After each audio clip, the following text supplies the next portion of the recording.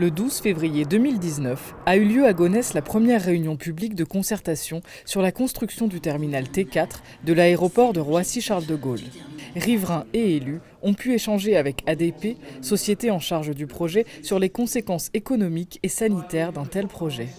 Avec ce terminal, le territoire de Roissy, qui accueille déjà près de 70 millions de passagers par an, augmentera de 40 millions d'ici à 2037. De quoi inquiéter la population. J'ai à peu près 200 à 300 avions qui me passent au-dessus de la tête chaque jour. Donc quand j'ai entendu parler du projet de Terminal 4, je me suis dit bon, est-ce que je veux élever mes enfants dans cet environnement qui pourrait être de plus en plus pollué? On a du mal à dormir, les maisons sont mal isolées. Qu'est-ce qu'il nous promet par rapport à tout ça? En été, on ne peut pas dormir. Même en hiver, il faut vivre dans les régions pour sentir les gènes qui s'opposent. Une pollution sonore qui n'est pas sans conséquences. En témoigne une étude récente de Bruit Parif démontrant les impacts de la pollution sonore sur l'espérance de vie. L'étude montre que le bruit entraîne 10 mois et 3 ans de vie en bonne santé en moins, d'une manière générale, au niveau de la région Île-de-France. Et les zones les plus touchées se situent autour des 2 aéroports.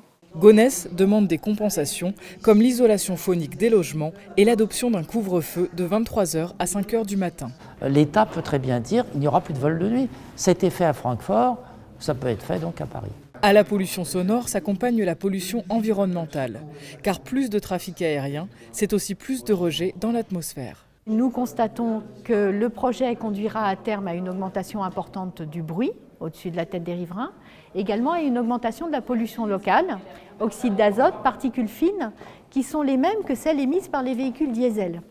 Donc on connaît toutes les conséquences en fait, des émissions des moteurs diesel sur la santé humaine. Par contre, quand ça provient des avions, visiblement, ça ne pose de problème à personne. Les nuisances sont ressenties jusqu'à 50 km des pistes. Ces plus de 500 communes représentent 1 400 000 habitants. Or, l'autorité d'environnement le dit très bien dans son rapport, toutes les thématiques sont traitées, sauf la population et la santé humaine. Eh bien moi, j'aimerais qu'on parle de la population et de la santé humaine. Et la vérité, c'est que nous, ici, on représente aussi des populations qui vivent, qui élèvent leurs enfants, qui ont envie de vivre dans un cadre de vie qui n'est pas un cadre de vie dégradé. Un prix cher à payer pour une population qui pourrait voir chuter les prix de ses biens immobiliers et qui ne bénéficiera pas forcément des 50 000 nouveaux emplois de la plateforme aéroportuaire.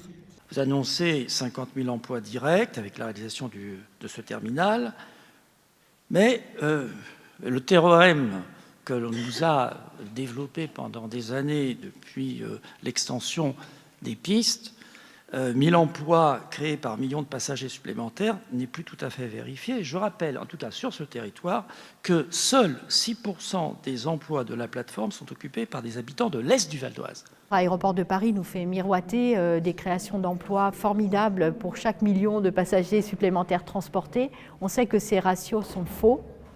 Et d'ailleurs, la CNDP demande un complément d'enquête concernant les emplois par rapport aux statistiques INSEE. Une régulation économique et environnementale, voilà ce que demande Gonesse.